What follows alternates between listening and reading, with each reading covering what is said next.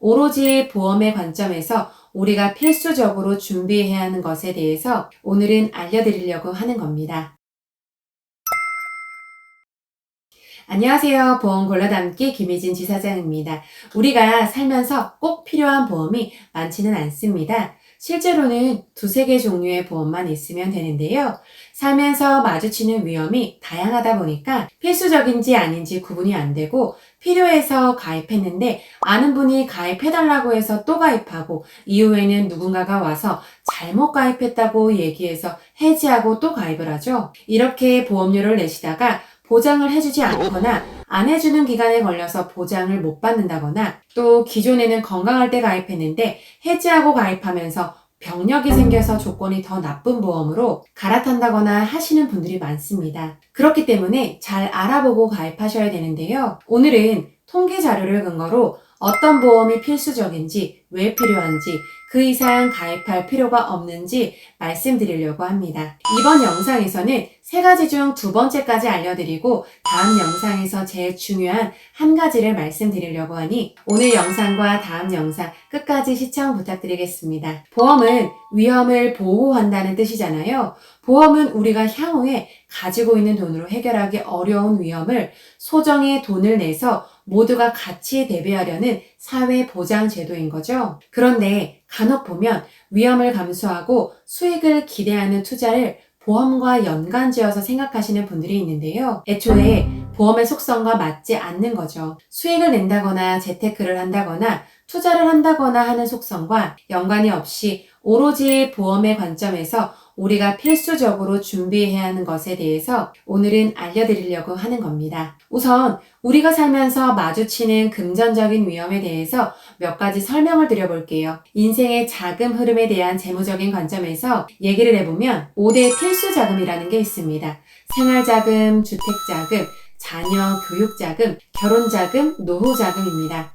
이런 것들이 필수적으로 있지만 이 모든 것은 살아있을 때 가능한 것입니다. 생존이 보장되어 있지 않으면 재무적인 관점에서 자금을 준비해도 쓸 수가 없죠. 그러니까 죽고 사는 문제에 영향을 끼치는 것은 사고로 다치거나 질병으로 아프거나 너무 오래 살거나 일찍 죽거나 하는 문제들일 것입니다. 너무 오래 사는 문제는 국민연금과 퇴직연금, 개인연금, 그리고 개인연금도 연금저축, 연금보험, 변액연금 등으로 준비하실 수가 있고요. 사고로 다치거나 질병으로 아프거나 하는 것은 사망에 이르기 전에 의료비용을 발생시키기 때문에 인생의 재무적인 흐름에 대한 준비를 하기 전에 생존에 대한 문제부터 해결을 해야 된다는 겁니다. 생존해 있는 동안 발생시킬 수 있는 의료비를 대비하는 우리가 가장 첫 번째로 유지해야 되는 보험은 실손의료비입니다. 우리나라 사람 3,997만 명이 가입을 했으니 건강보험 가입자의 약 80% 정도가 가입을 했다고 볼 수 있습니다. 그렇다면 실손의료비가 대체 어떤 부분을 보장해 주길래 첫 번째로 유지해야 될 보험이라고 말씀드릴까요? 영수증으로 보여드릴 건데요. 여러분들이 국민건강보험이 가입되어 있지만 모든 병원비를 보장해 주지 않습니다. 건강보험에서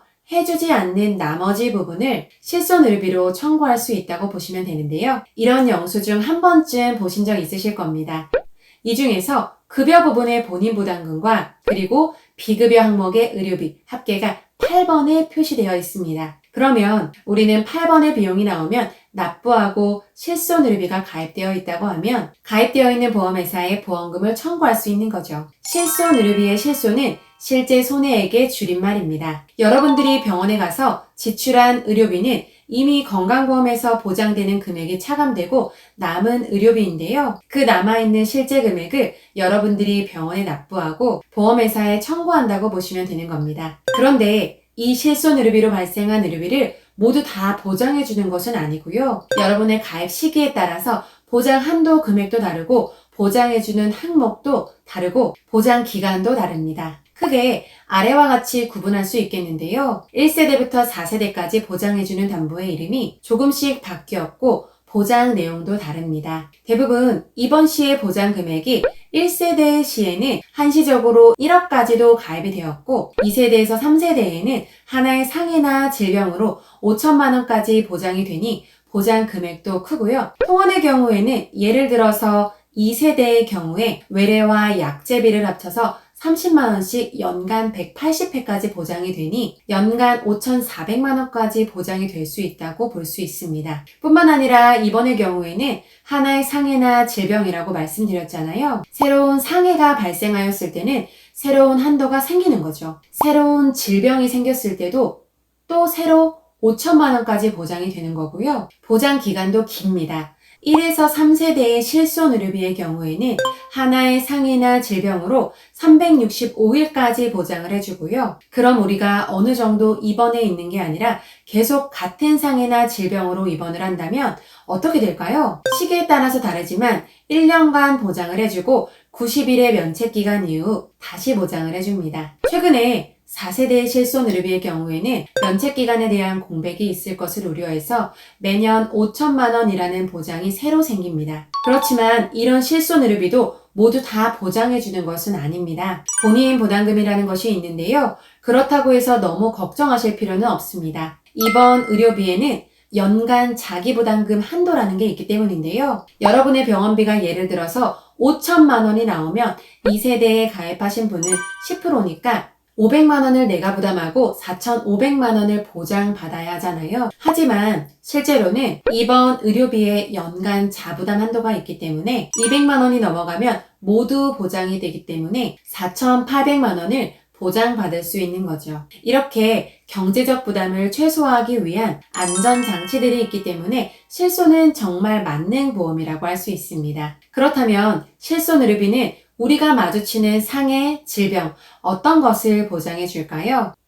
실손의료비와 같은 상품은 포괄주의 방식이라고 하는데 무엇을 보장해 주는지가 아니라 무엇을 보장해 주지 않는지를 알면 그 이외의 나머지 것은 모두 보장해 준다고 보시면 됩니다. 질병 코드에 따라서는 정신질환 비급여, 임신, 출산, 비만, 요실금, 치질 비급여 등을 보장해주지 않고요. 건강검진, 영양제, 비타민, 호르몬 투여약 내지는 약관에서 정하는 면책 조항들이 있습니다. 이렇게 나열된 것을 제외한 나머지의 것들을 모두 보장해준다고 보시면 되는 거죠. 예를 들면 사마귀는 보장이 될까요? 사마귀는 약관에 써있기 때문에 보장이 되지 않습니다. 그럼 티누는 보장이 될까요? 티누는 안 된다고 한 내용이 없기 때문에 보장이 되는 겁니다. 보장 기간도 길고 보장 범위도 넓고 여러분들이 살면서 지출할 수 있는 의료비를 가장 폭넓게 보장해주는 것이 건강보험 다음으로 실손의료비이기 때문에 실손의료비가 여러분들이 가입해야 할 보험의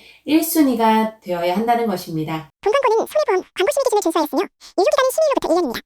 두 번째 필수보험은 무엇일까요?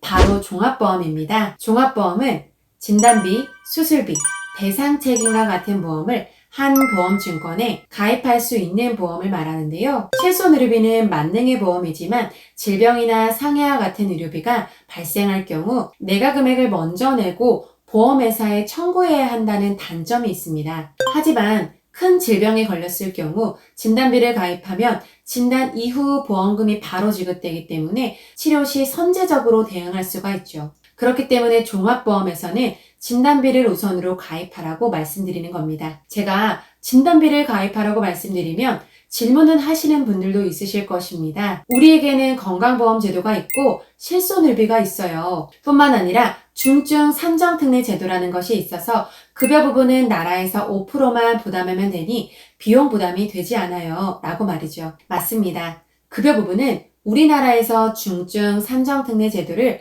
통해서 환자가 5%만 부담하면 되고 그 5%마저도 실손의료비가 있으니 해결 가능한 부분이 많이 있습니다. 하지만 여러분들이 건강보험과 실손의료비만 믿었을 때 문제가 되는 것이 있는데요. 첫 번째, 산정특례 지원이 없는 비급여 진료비, 두 번째, 생활비, 세 번째, 간병비 같은 것이 문제가 될 수 있습니다. 첫 번째, 비급여 진료비는 실손의료비로 해결 가능하지 않나요? 네, 가능합니다. 하지만 여러분이 가입한 실손의료비는 입원 시에는 5천만 원까지 보장해주지만 통원 시에는 20에서 25만 원 정도를 보장해주죠. 그런데 예를 들어 암 치료는 입원도 입원이지만 통원으로 가능한 치료들이 늘어나고 있고 요즘에는 수술도 당일 통원으로 수술하는 경우도 많아지고 또한 앞으로도 의학기술이 발달하면 더 통원이 늘어나게 될 거고요. 그러다 보면 실손의료비의 한도 내에서 해결이 불가능한 의료비들이 생길 것입니다. 두 번째는 생활비입니다. 암에 걸리게 되면 치료비에 전념하느라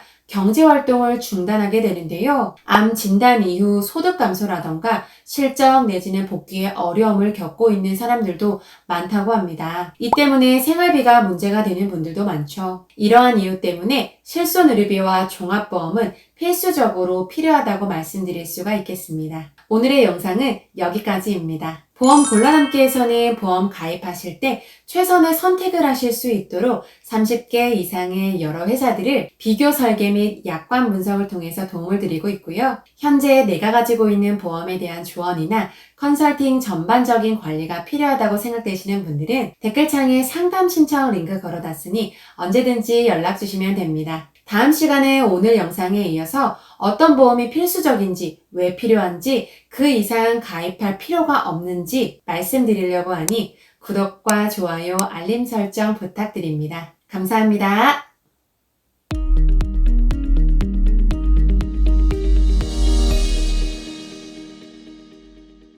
본 광고는 손해보험 광고 심의 기준을 준수하였으며 유효기간은 심의일로부터 1년입니다.